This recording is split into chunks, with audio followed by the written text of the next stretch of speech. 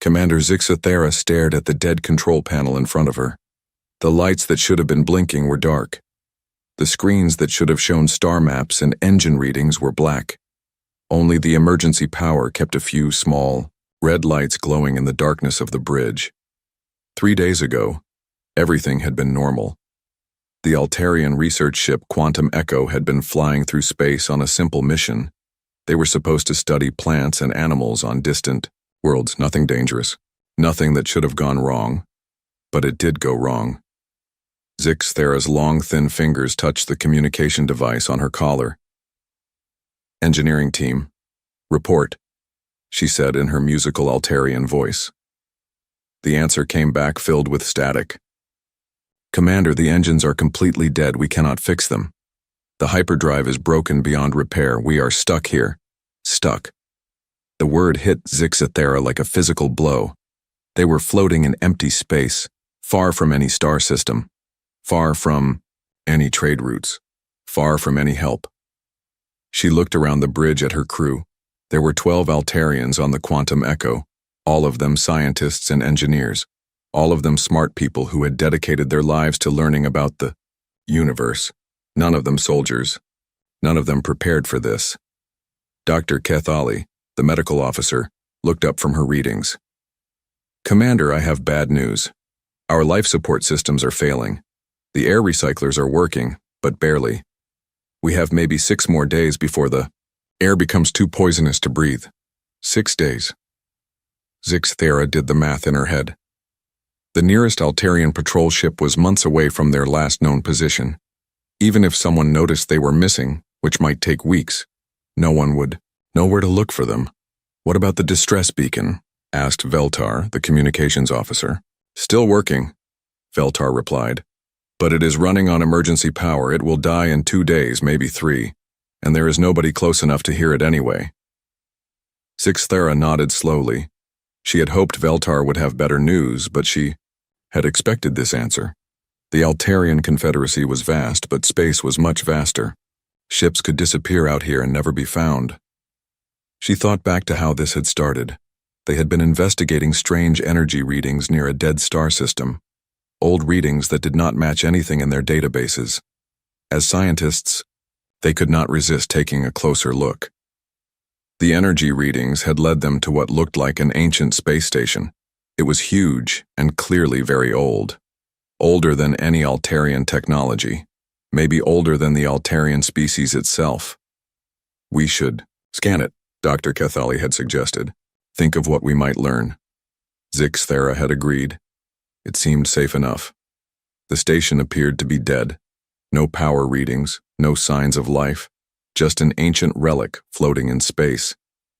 But when they had started their scans, something had woken up. The station had come alive all at once. Lights had blazed along its surface. Weapons that should have been dead for thousands of years had turned toward their ship. And then those weapons had fired. The Quantum Echo had tried to run, but it was too late.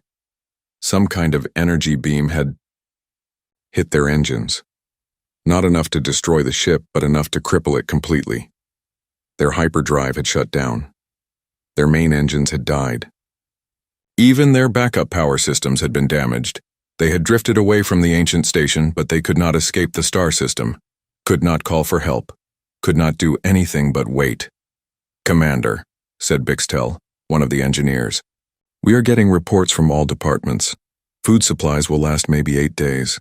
Water recycling is working but using a lot of power. Heat is, well, it is going to get very cold in here soon." Zixathera looked at the faces of her crew. They were trying to stay calm, but she could see the fear in their large, dark eyes. Altarians were not built for this kind of crisis. Their species had evolved to be thinkers and researchers. They solved problems with their minds, not with violence or desperate action. "We need to make a plan," she said, trying to sound confident. "Let us think about this scientifically. What are our options?"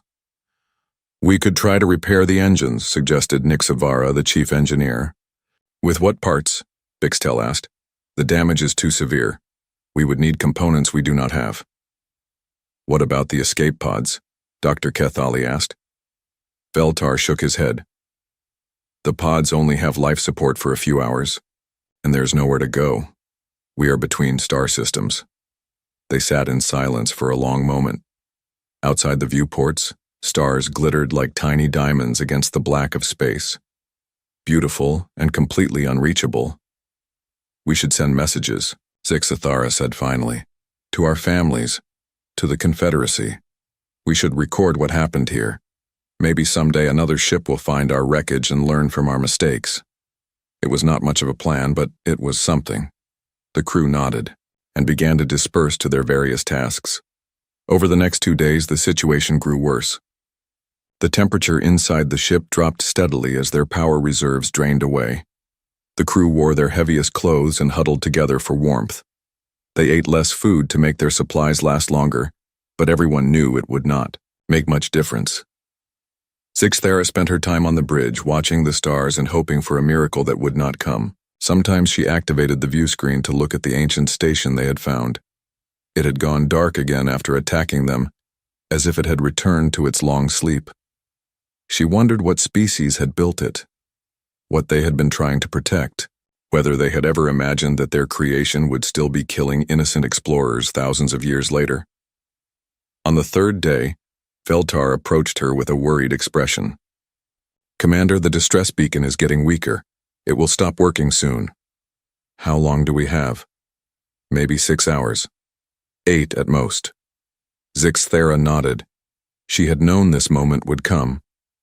When the beacon died, their last connection to the outside, universe would be severed. They would be truly alone. "Keep monitoring it," she said. "And Veltar, thank you. You have done excellent work under impossible circumstances." The communications officer's ears drooped with sadness, but he managed a small smile. "It has been an honor serving with you, Commander." As the hours passed, the beacon grew weaker and weaker. Veltar called out power readings that dropped steadily toward 0. The rest of the crew gathered on the bridge to watch. None of them spoke. There was nothing left to say. "Beacon power at 5%, Veltar reported. 3%. 1%. "Commander," Veltar said, his voice barely a whisper. "The beacon is—" He stopped. His large eyes went wide. He pressed his hands against his communication equipment and listened intently. "What is it?"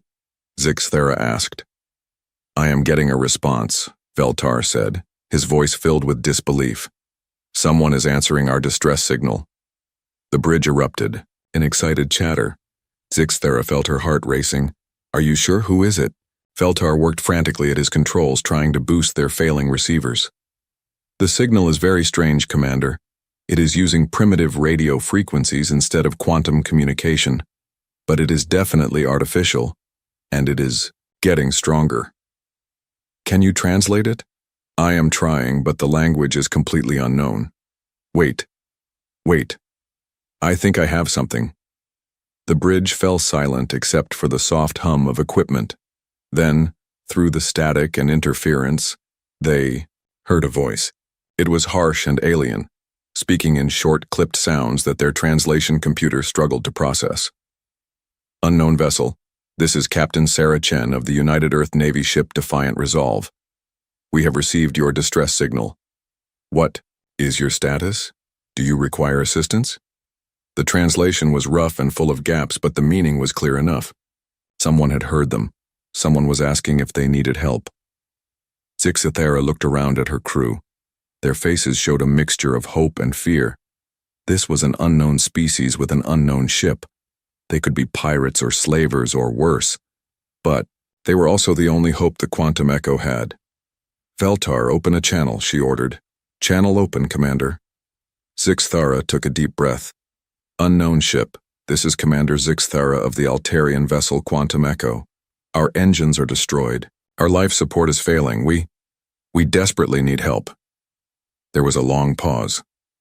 Then the alien voice came back, clearer this time, as their computers worked on the translation. "Quantum Echo, we read you. We are changing course to your position. Estimated arrival time is 47 minutes. Hold tight. Help is coming." Veltar looked at his instruments and gasped. "Commander, they were not lying. I am detecting a massive energy signature approaching at incredible speed." Whatever kind of ship they have, it is much more powerful than anything in our databases. Through the viewports, a new star appeared in the distance.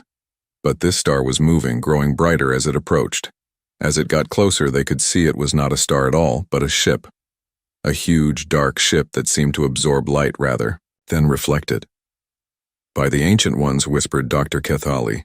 What kind of species builds ships like that? The approaching vessel was massive, easily 3 times the size of the Quantum Echo. Its hull was angular and scarred, covered with weapon systems that looked designed purely for destruction. It moved through space like a predator, graceful despite its size. They are hailing us again, Veltar reported. The alien captain's voice filled the bridge. Quantum Echo, this is Defiant Resolve. We are beginning docking procedures. Prepare to receive boarding parties. We are coming aboard to assist with repairs and medical aid. Zixthara felt a chill that had nothing to do with the cold air. Boarding parties. These aliens wanted to come aboard their ship. With their obvious military power, they could easily take over the Quantum Echo and enslave its crew. Or worse, but what choice did they have? Without help, they would all be dead within days anyway. Acknowledged, Defiant Resolve, she replied. We will prepare to receive your boarding parties. As the massive warship moved into docking position, Zixthara wondered if they were about to be rescued or conquered. Either way, their fate was now in the hands of these unknown aliens who called themselves humans. The last thing she saw before the docking tube connected was the name painted on the side of the human ship in bold, aggressive letters. Defiant Resolve. Whatever happened next, Zixthara thought, at least they would not die alone in the cold darkness of space. The universe was about to become a much more interesting place. The docking tube connected to the Quantum Echo with a loud metallic clang that echoed through the ship. Zixthara and her crew waited on the main deck, not knowing what to expect. They had arranged themselves in what they hoped looked like a peaceful formation, but Zixthara could see the fear in everyone's eyes. The airlock hissed open, and the first human stepped through. Zixthara had tried to imagine what these aliens might look like, but the reality was more shocking than her wildest guesses. The human was shorter than most Altarians, but much broader and more muscular. Where Altarian bodies were thin and delicate, built for thinking and careful work. This creature looked like it was designed for fighting. The human wore some kind of armored suit that was clearly military. Its face was hidden behind a protective helmet, but Zixthara could see eyes that looked around the room quickly and carefully, taking in every detail. This was a predator studying its environment. More humans came through the airlock. All of them were armed. All of them moved with the same careful, dangerous grace. Zixthara counted 6 of them before their leader stepped forward and removed her helmet. The human leader was female, with short dark hair and skin that was darker than any Altarian's pale complexion. Her face was hard and weathered, marked by what looked like old scars, but her eyes, while alert and watchful, did not seem cruel. Commander Zixthara? The human asked. Her voice was rough but not hostile. Yes, Zixthara replied, her own voice barely a whisper. I am Commander Zixthara. The human leader nodded once. I am Captain Sarah Chen of the United Earth Navy. We received your distress signal and came as quickly as we could. What is your situation? Zixthara looked around at her crew, then back at the humans. These aliens had weapons that could kill everyone on the ship in seconds. They had a warship that could destroy the Quantum Echo without effort. But they were asking about the situation, not demanding surrender. Our engines are completely destroyed, Zixthara explained. Our life support systems are failing. We have perhaps 4 days of air remaining, maybe less. Our food and water will last about a week. Captain Chen nodded and spoke into a device on her wrist in rapid human language. Zixthara's translation computer could only catch a few words. Medical team, engineering, and emergency supplies. We are going to help you, Captain Chen said, turning back to Zixthara. My people are bringing equipment to fix your life support systems. Our medical officer will check on your crew's health, and our engineers will see what we can do about your engines. Zixthara stared at the human captain. You You are going to help us? Just like that? You do not want anything in return? Captain. Chen tilted her head slightly as if the question confused her. You sent a distress signal. You need help. That is enough. Before Zixathara could respond, more humans came through the airlock. These ones carried large cases of equipment and supplies. They moved quickly but carefully, like people who knew exactly what they were doing. One of the humans, a smaller female, with red hair, approached Dr. Kethali with a device that was obviously some kind of medical scanner. She spoke in simple, slow words that the translation computer could handle better. I am Dr. Rodriguez. I need to check your health. Is this acceptable? Dr. Kethali looked at Zixathara, who nodded. The human doctor began running her scanner over the Altarian medical officer, studying the readings with professional interest. Meanwhile, other humans had spread throughout the ship. Zixathara could hear them working in the engineering sections, their voices calling out measurements and instructions. They seemed to know what they were doing, even though they had never seen Altarian technology before. Captain Chen, Zixathara said carefully, may I ask why you are doing this?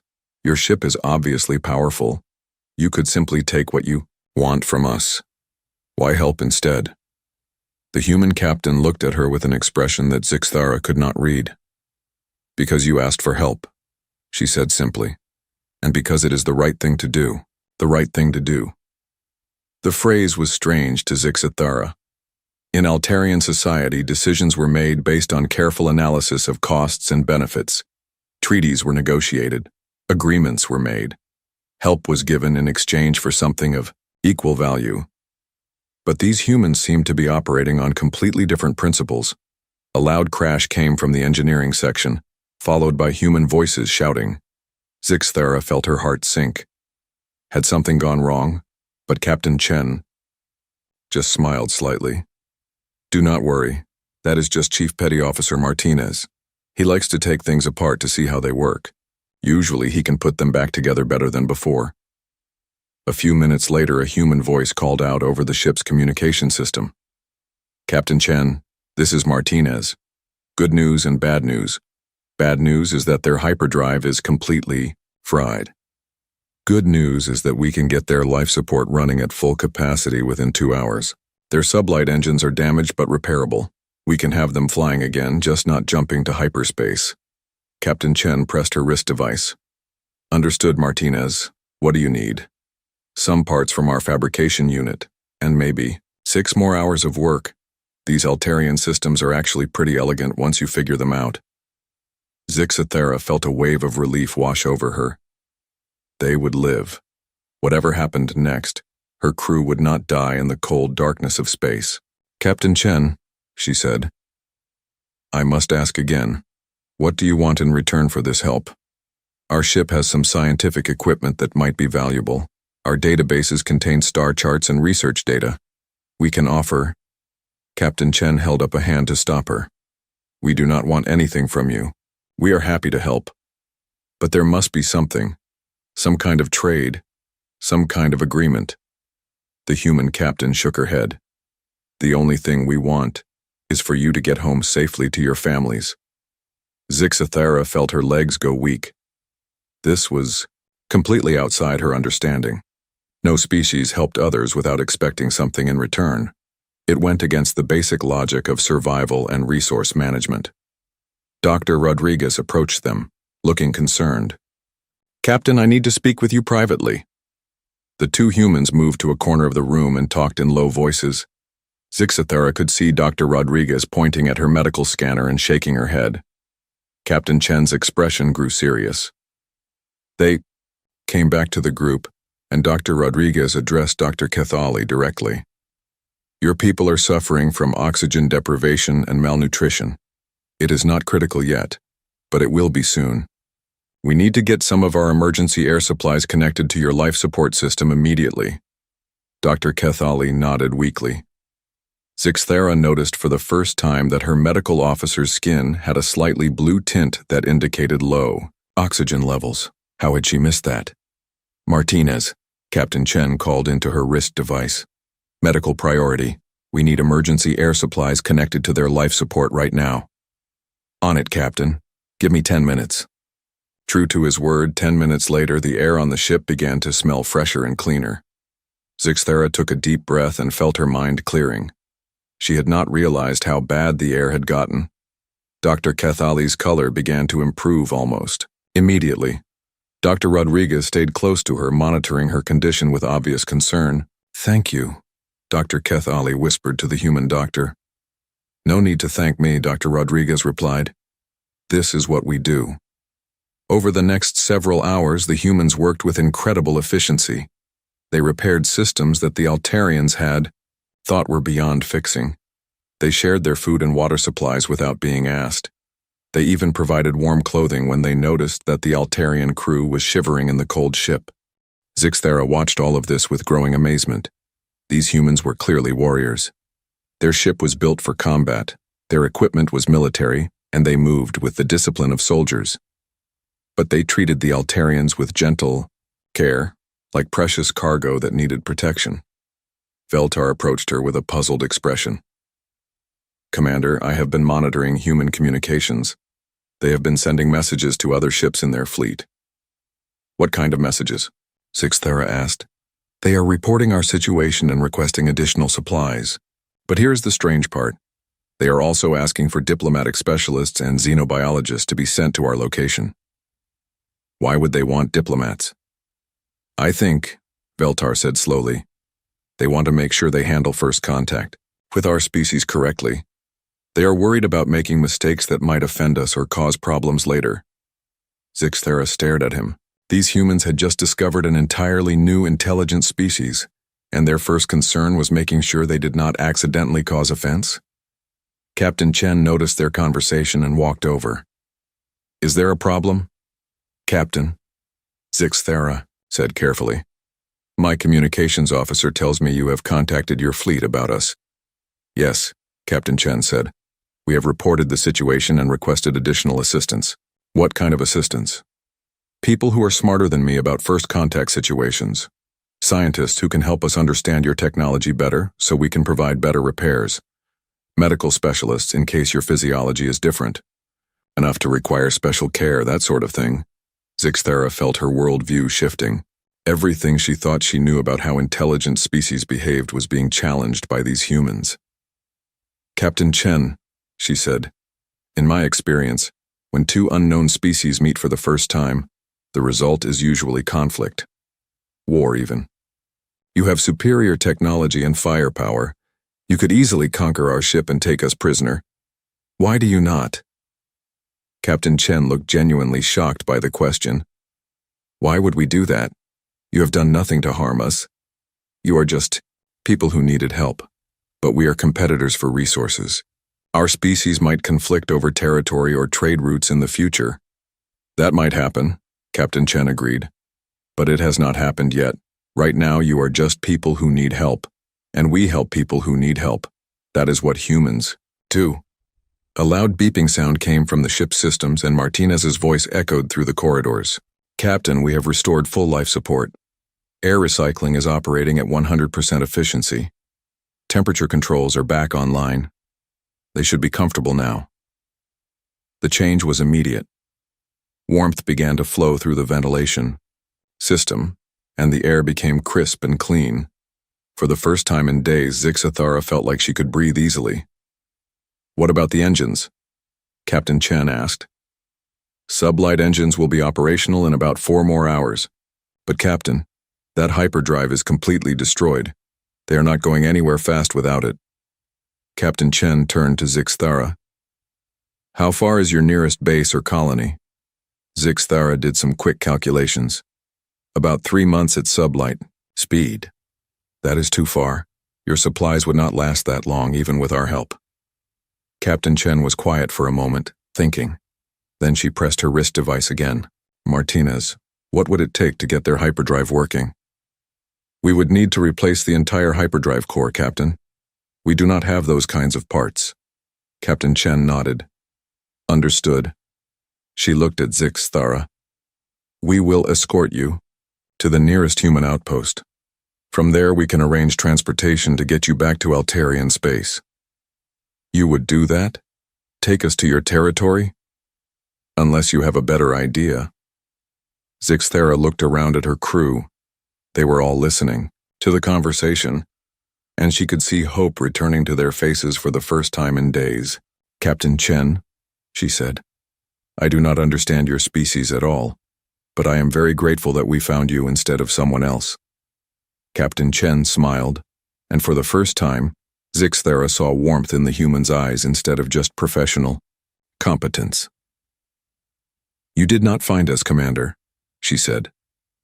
"We found you, and that made all the difference." Outside the viewports, stars continued to glitter in the darkness, but now they no longer looked cold and hostile. They looked like stepping stones on a path that would lead the quantum echo home. The next few hours changed everything Zixthera thought she knew about the universe. She watched the humans work with her crew, and what she saw challenged every assumption her species had about how intelligent beings interacted. The humans did not just help, they taught. They shared their knowledge freely, showing Altarian engineers better ways to maintain their systems. Chief Petty Officer Martinez, a stocky human with graying hair and gentle hands, worked alongside Bixtel to repair the Quantum Echo's environmental systems.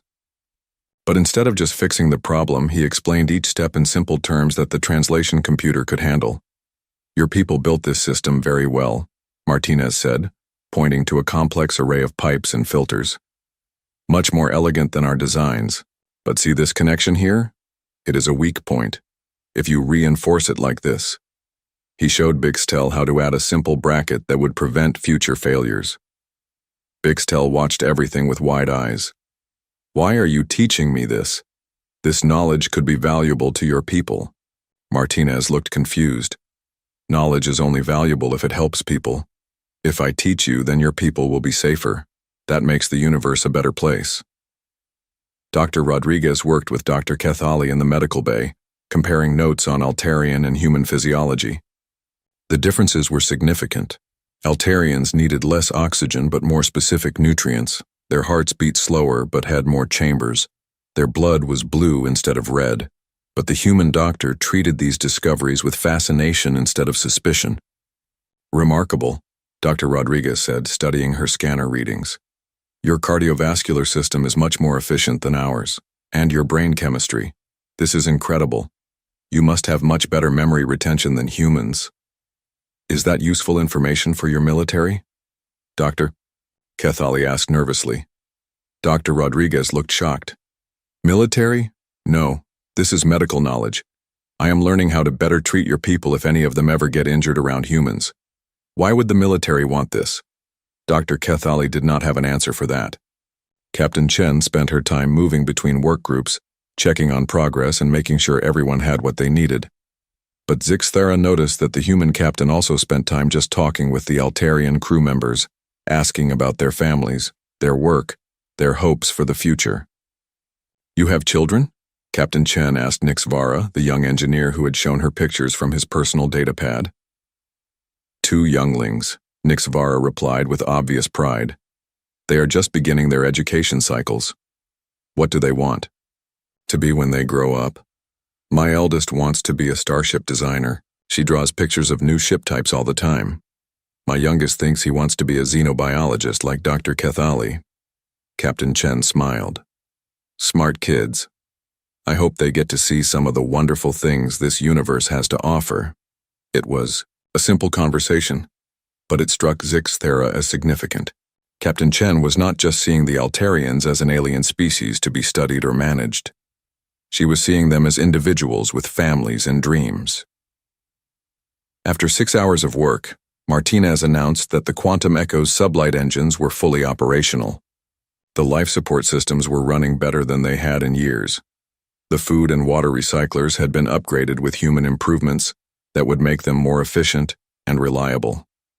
"She is ready to fly," Martinez reported to Captain Chen. "Not fast and not far without more fuel, but she will get them where they need to go." Captain Chen nodded and turned to Zixthera. "Our nearest outpost is 2 weeks away at sublight speed. We can escort you there, and from there arrange transportation back to your territory." 2 weeks is a long time," Zixthera said. Will your ship not be needed elsewhere? Our patrol was scheduled to last 3 months. We can spare 2 weeks to make sure you get home safely. Zixthara looked at her crew. They had all gathered on the bridge to hear this discussion. She could see the relief and gratitude in their faces, but also the same confusion she felt. Captain Chen, she said carefully, I must ask this directly. What does humanity gain from helping us? What is your species' motivation for this assistance? Captain Chen was quiet for a long moment. When she spoke, her voice was thoughtful. Commander, let me ask you a different question. If you found a ship full of injured strangers, what would your people do? Zixthara considered this. We would assess the situation carefully. Consider the costs and benefits of assistance, negotiate terms for aid, establish communication protocols, form a committee to study the implications. And how long would that take? Several days, at minimum, possibly weeks, depending on the complexity of the situation. Captain Chen nodded. And during those several days, what would happen to the injured strangers? The question hit Zixthara like a physical blow. She realized the implication immediately. They would suffer, possibly die. Exactly, Captain Chen said simply. Humans believe that when someone needs immediate help, you provide immediate help. You figure out the complicated political and economic questions later, after everyone is safe. But what if helping strangers puts your own people at risk? Then, you take reasonable precautions, like we did when we first boarded your ship with armed security teams, but you still help. Veltar, who had been listening quietly, spoke up. Captain Chen, our databases contain information about many species throughout the galaxy. Most of them follow what we call the standard model of first contact. Cautious approach, limited information exchange, lengthy negotiation periods, gradual trust building. You humans seem to follow a completely different model. Captain Chen smiled. What model is that? Help first, ask questions later. That sounds about right, Captain Chen agreed. Dr. Keithali stepped forward. Captain, may I ask about human history? Have your people always operated this way? Not always, Captain Chen admitted. Humans have fought wars, made mistakes, done terrible things to each other and to our environment. But we learned from those mistakes. We decided that the universe has enough cruelty in it already. We do not need to add more. How did you learn this? Zixthara asked. Captain Chen was quiet for a moment, and Zixthara could see old pain in the human's eyes. My grandmother used to tell me stories about the old days, before humans learned to work together. Wars that killed millions. Disasters that could have been prevented if people had just helped each other instead of fighting over resources. She always ended those stories the same way. Sarah, the universe is vast and dangerous. The only way any of us survive is if we take care of each other. And your entire species believes this? Not all of us, Captain Chen said honestly. Humans are not perfect. We still have people who are selfish or cruel. But most of us try to live by a simple rule. Treat others the way you would want to be treated if you were in their situation. Bixtel asked, what if the others do not deserve help? What if they are criminals or enemies? Everyone deserves basic medical care and safety, Captain Chen replied. After that, there can be discussions about justice and consequences, but first you keep people alive. The conversation was interrupted by an alert from the Defiant Resolve's bridge. Captain Chen pressed her wrist device. Captain, this is Lieutenant Commander Park. We are detecting multiple contacts approaching at high speed. Very high speed. Captain Chen's expression immediately became serious. How many? 5 contacts. Unknown configuration.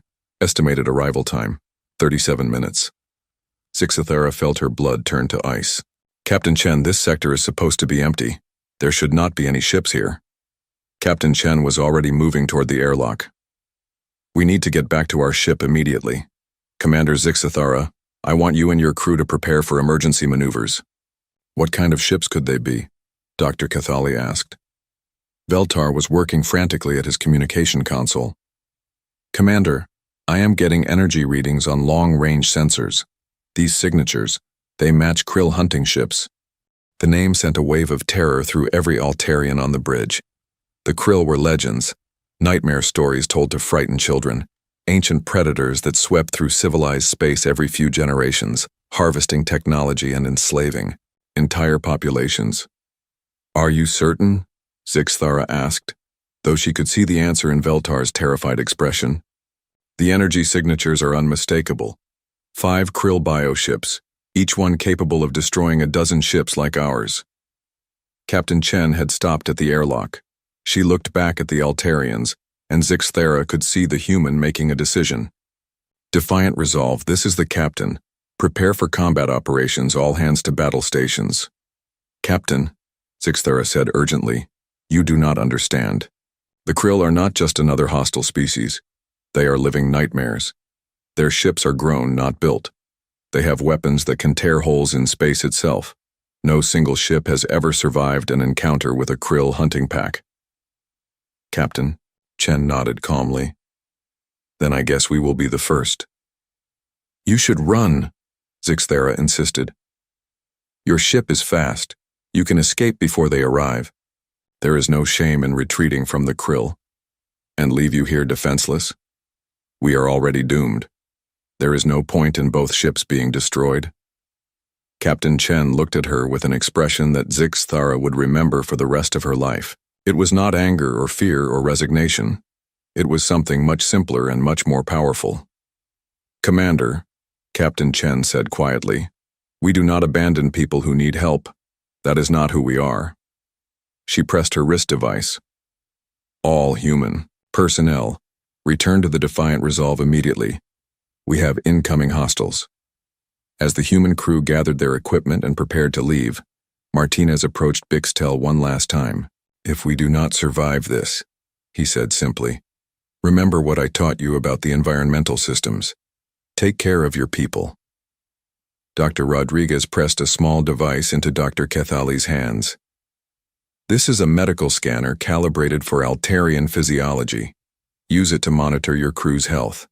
One by one, the humans said their goodbyes, as if they were saying farewell to old friends instead of aliens they had met only hours before.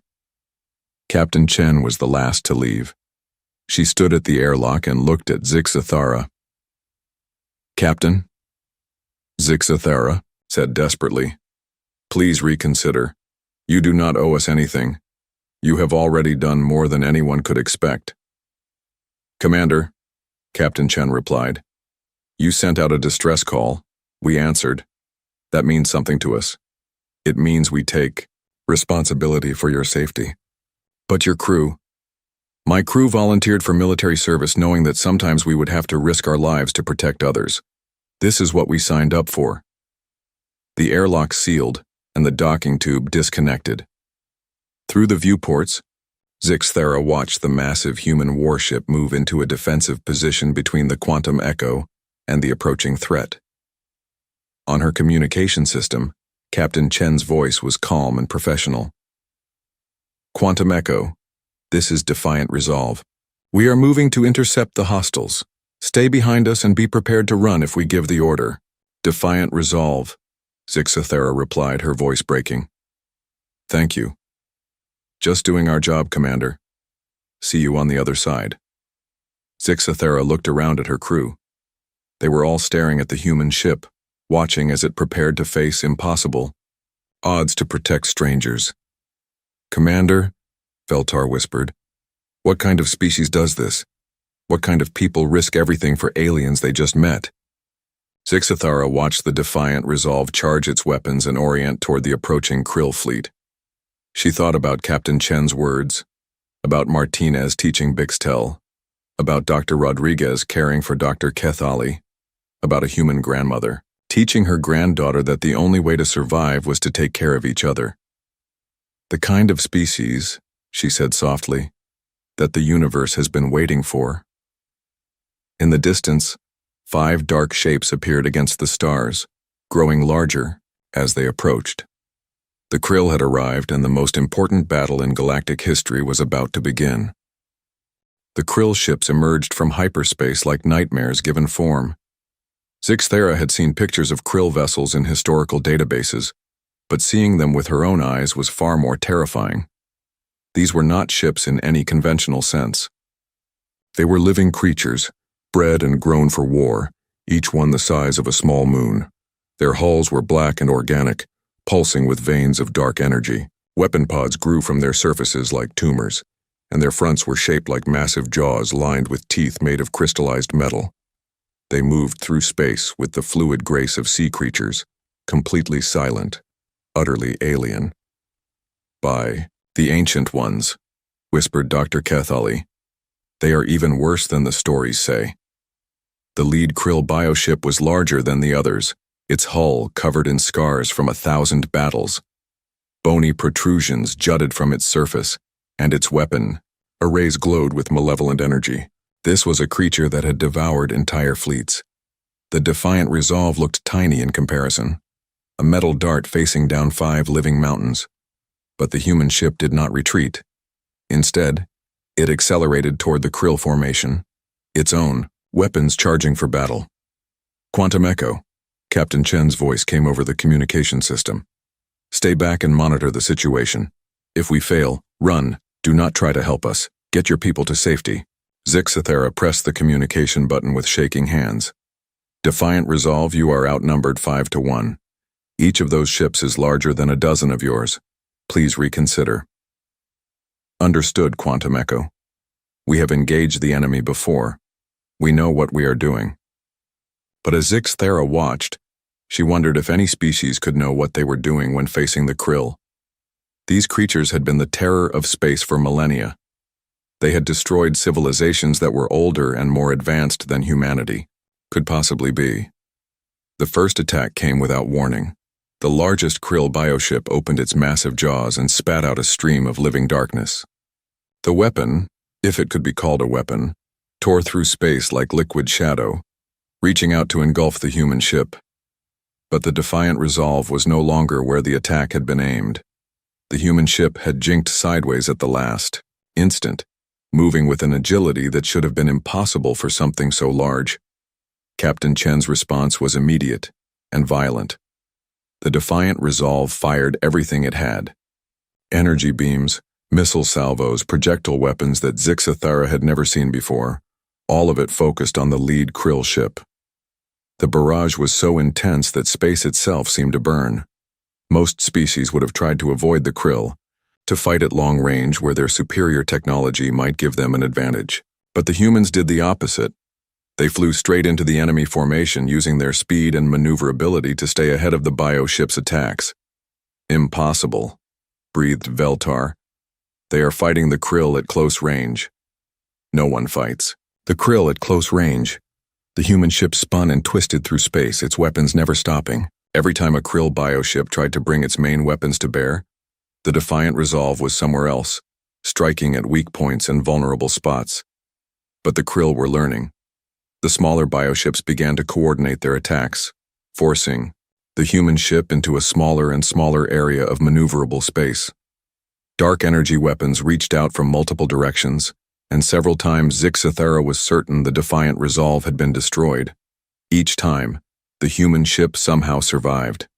Its hull glowed with heat from near misses. Armor plating was stripped away by glancing blows, but it kept fighting. "Defiant Resolve," Zixathera called desperately. "Your ship is taking damage. You should disengage." "Negative, Quantum Echo.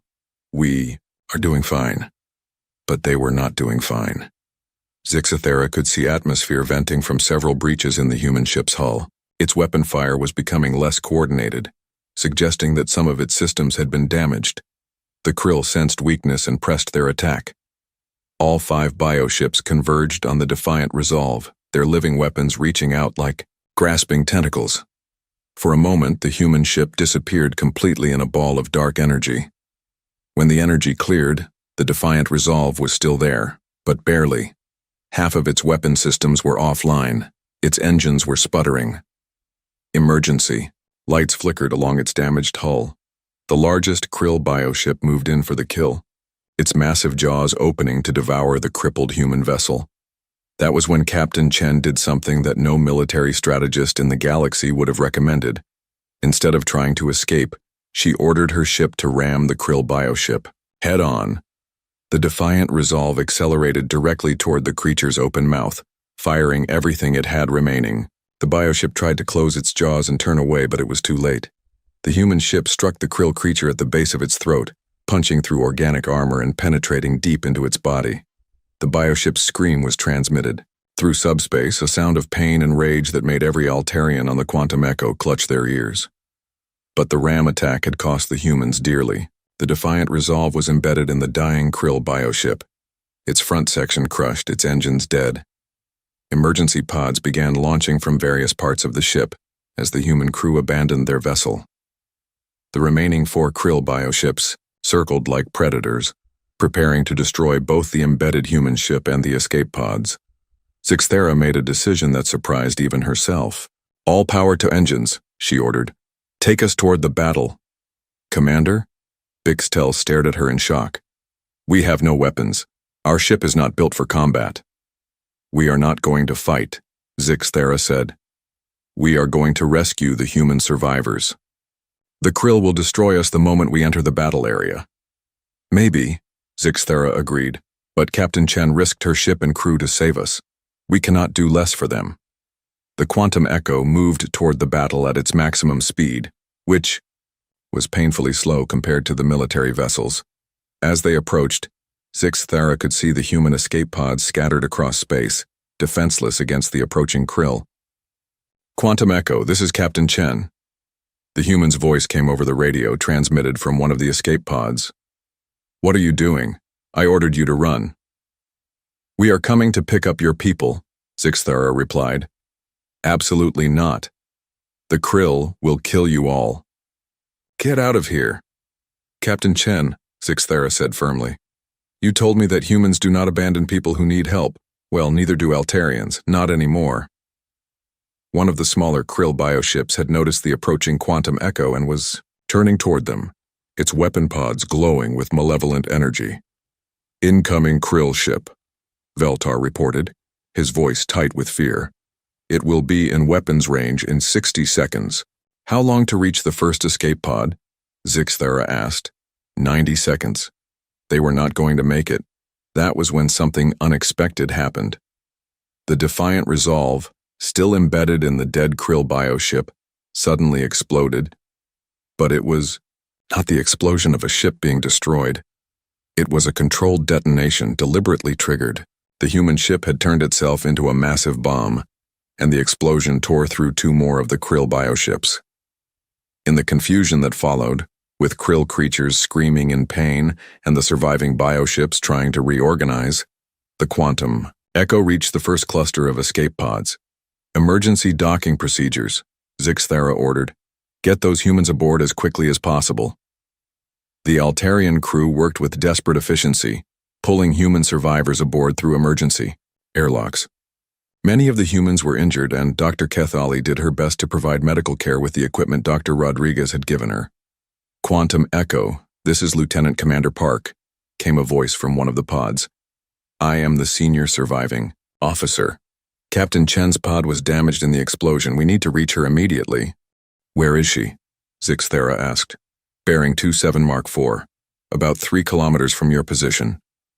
Zixthera looked at her sensors. Captain Chen's escape pod was drifting directly toward one of the surviving Krill bioships. "We see her," Zixthera said. "We are moving to intercept." The quantum echo changed course, racing toward the damaged escape pod. Behind them, the 2 surviving Krill bioships were recovering from the explosion and beginning to pursue. "Commander," Veltar said urgently, "the Krill ships are gaining on us. Our engines cannot outrun them." Zixthara looked at the tactical display. The math was simple and terrible. They could reach Captain Chen's pod, but they would not have time to dock and rescue her before the Krill caught up. Unless... "Bixtel," she called to her engineer. "Can you transfer all power from life support and artificial gravity to the engines?" "Yes, but we would only have about 10 minutes of air and we would be floating around the ship without gravity." "Do it." The lights dimmed as power was redirected. The artificial gravity shut off and everyone began floating, but the quantum echo accelerated, closing the distance to Captain Chen's pod. They reached her just as the first Krill bioship came into weapons range. Emergency pickup, Zixthara ordered. 30 seconds maximum. Dr. Kethali and 2 other Altarians flew through the ship's corridors in zero gravity, reaching the airlock where Captain Chen's damaged pod had just docked. The airlock cycled open, and Captain Chen floated inside. She was conscious but clearly injured, her human blood bright red against her pale skin. "You came back for me," she said weakly.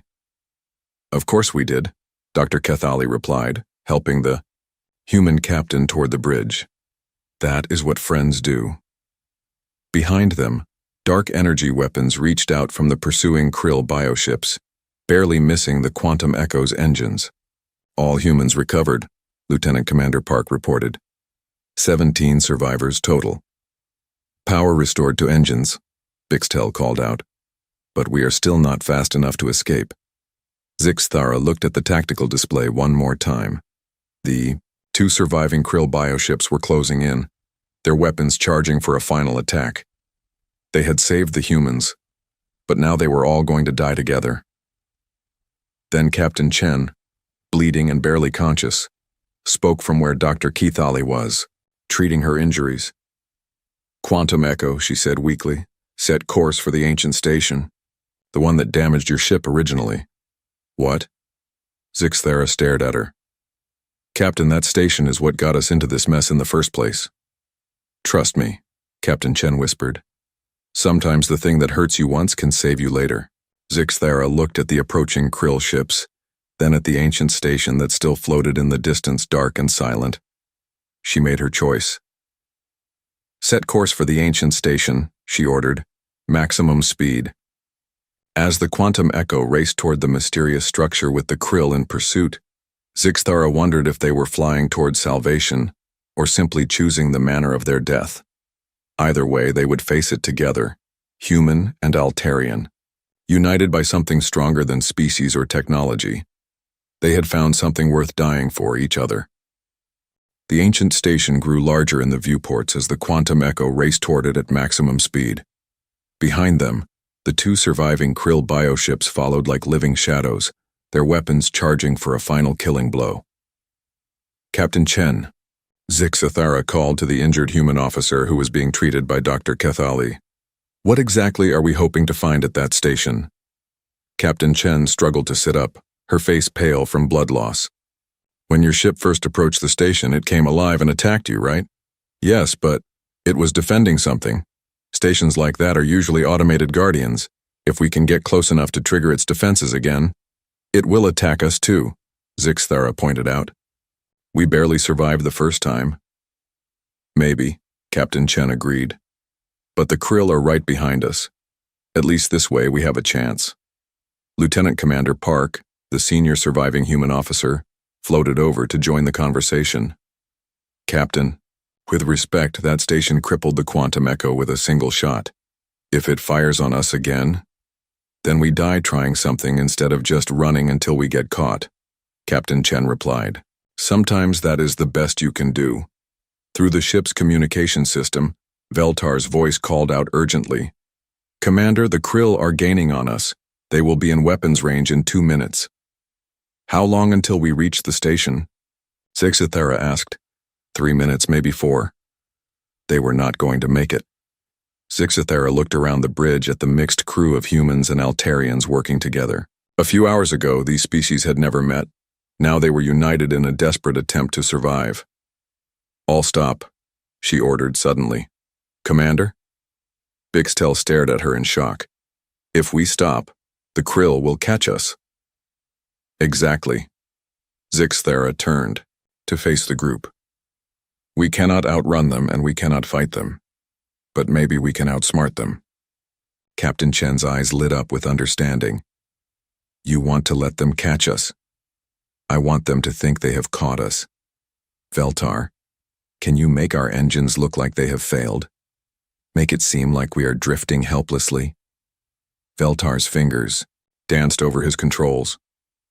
"I can shut down the main engines and vent some plasma to make it look like we have been damaged. But Commander, if this does not work, If this does not work, we were dead anyway, Zixathera said simply. The quantum. Echo suddenly went dark and began to drift. From the outside, it would look like their engines had finally failed, leaving them defenseless in space. The Krill took the bait. Both bioships slowed their approach, circling the apparently helpless vessel like predators savoring their victory. Through the viewport, Zixathera could see their organic hulls pulsing with anticipation.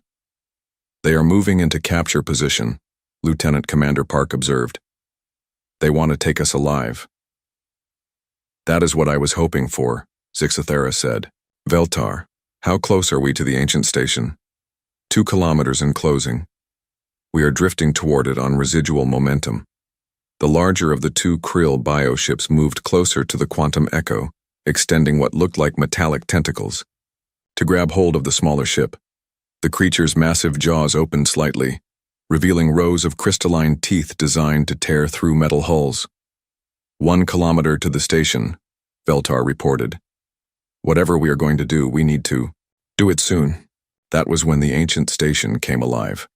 Just as it had when the quantum echo first approached, lights blazed along the massive structure's surface. Weapon systems that had been dormant for millennia rotated toward the new arrivals. And this time, there were multiple targets to choose from. The station's artificial intelligence, or whatever passed for intelligence in something so old, made its choice quickly. The Krill bioships were clearly the greater threat, armed and aggressive, while the quantum echo was apparently helpless. The station fired. The beam that lanced out from the ancient structure was not the relatively gentle warning shot that had disabled the quantum echo days earlier. This was the full power of a defensive system built by a species that had faced the Krill before and learned to fear them. The energy beam struck the larger Krill bioship amidships, and the creature's scream echoed through subspace as its organic hull was torn open. The bioship tried to retreat, but the station's weapons tracked its movement, firing again and again until the living vessel was nothing but expanding gases and twisted metal. The second Krill bioship tried to flee, but the ancient station's targeting systems were implacable. Another beam reached out across space, striking the creature in its propulsion organs. Crippled, the bioship spun helplessly as the station's weapons finished it off. In the space of 30 seconds, the ancient Guardian had destroyed 2 of the most feared predators in the galaxy. By the ancient ones, Dr. Kethali whispered. What species built something that powerful? Captain Chen smiled weakly. A species that understood the same thing humans learned. Sometimes you have to fight the monsters, no matter how big they are. The ancient station's weapons powered down, and its lights dimmed back to their dormant state. But before it returned to complete silence, something unexpected happened. Veltar's communication console lit up with an incoming signal. Commander, he said in amazement, the station is trying to communicate with us. Can you translate it? It is using very old protocols, but I think, yes, I can make out some words. The voice that came through the speakers was mechanical and ancient, speaking in a language that predated most known civilizations. But the translation computer was able to extract meaning from it. Greetings, travelers. The Krill threat has been eliminated. Are you in need of assistance? Zixathera stared at the communication panel. It is asking if we need help. Just like we did, Captain Chen observed. Maybe that is what this station was built for. Not to attack travelers, but to protect them from things like the Krill. Lieutenant Commander Park was studying the sensor readings. If that is true, then why did it attack the quantum echo originally? Because we were scanning it with active sensors, Zixathera realized. It probably interpreted that as hostile action. But ships that are just passing through, or ships that are clearly in distress, it protects them, Captain Chen finished. Veltar looked up from his console. Commander, the station is transmitting again.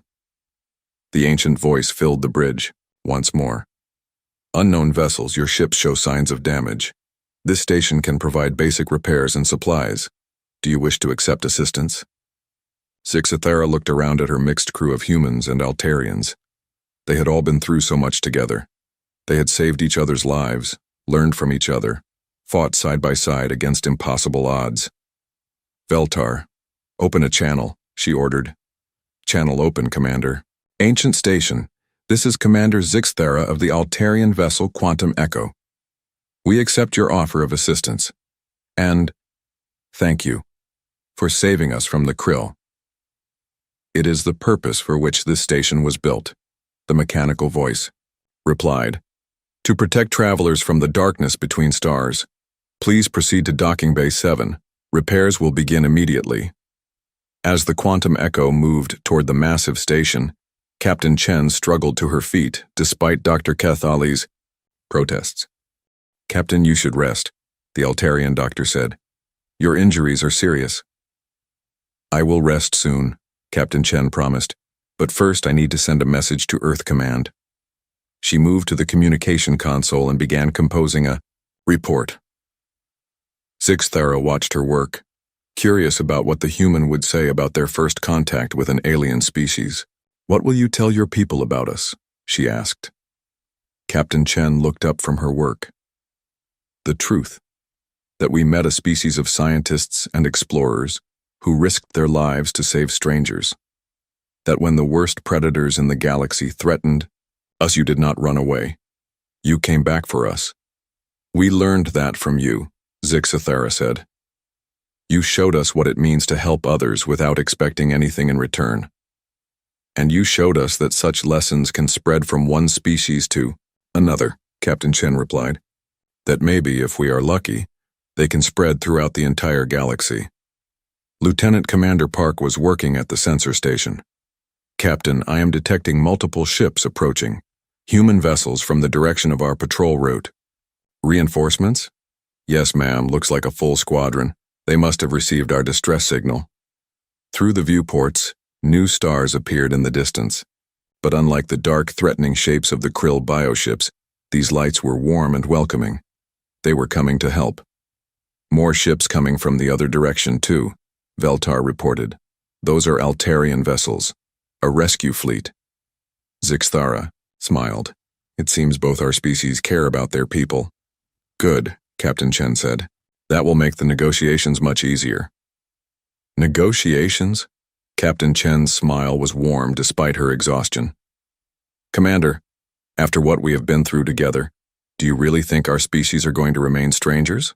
We have work to do, treaties to write, technologies to share, stories to tell. She turned back to her communication console. And I know exactly how I am going to end my report. How? Zixthara asked. Captain Chen's fingers moved over the controls as she added the final lines to her message to Earth Command. When asked why the humans risked everything for strangers, she wrote, the answer was simple. Because they called for help. And when someone calls for help, you answer. Every time. Without hesitation, without question, without fail. She paused, then added one more line. Today we learned that we are not alone in believing this. The universe is full of species waiting to help each other. They just needed someone to show them how. 3 months later, the first joint human-Altarian research station was established at the site of the ancient Guardian. The station served as a symbol of cooperation between the two species, but more importantly, it served as a beacon. Other species, hearing the story of the battle against the Krill, came to investigate. They found not conquerors or competitors, but partners willing to share knowledge and resources freely. The Regelian Trade Consortium arrived first, followed by the Centauri Science Collective, then the Vegan Agricultural Union. Each species came expecting the usual negotiations and careful exchanges of the standard model. Instead, they found something unprecedented, a growing alliance based not on mutual benefit or shared threat, but on a simple principle learned from humanity. Help first. Ask questions later. Within a year, 17 species had joined what became known as the Galactic Cooperation Initiative. Within 5 years, that number had grown to 43. The memorial station built at the battle site bore a simple inscription in dozens of EA languages. They answered the call. But the real memorial was not carved in stone or metal. It was written in the actions of every ship that stopped to help a vessel in distress, every species that shared their knowledge freely, every being that chose cooperation over competition. The krill, those ancient predators that had terrorized the galaxy for millennia, found that their hunting had become much more difficult. Ships no longer traveled alone through the dark spaces between stars. When one ship sent out a distress call, others answered. Always. The krill adapted by avoiding the main trade routes and concentrating on isolated systems. But even there, they found that their prey had changed. Species that had once fled in terror now fought back, using tactics and technologies shared freely among the Alliance. Some krill packs were destroyed. Others simply disappeared into the deep dark of intergalactic space, seeking easier prey among species that had not yet learned the value of cooperation. And in the archives of every member species, the story was recorded for future generations. The story of first contact between humans and Altarians. The story of Captain Sarah Chen and Commander Zix Thara. The story of how two species learned that the universe was not a battlefield but a community. The story of how someone called for help and someone else answered without hesitation. It was a simple story, really. But simple stories told often enough can change the universe. The stars no longer seemed cold and distant. They were stepping stones on a path that connected every species, every world, every being who believed in something greater than themselves. They had learned the most important lesson in the cosmos. When someone calls for help, you answer, every time, without hesitation. Because that is what defines us all.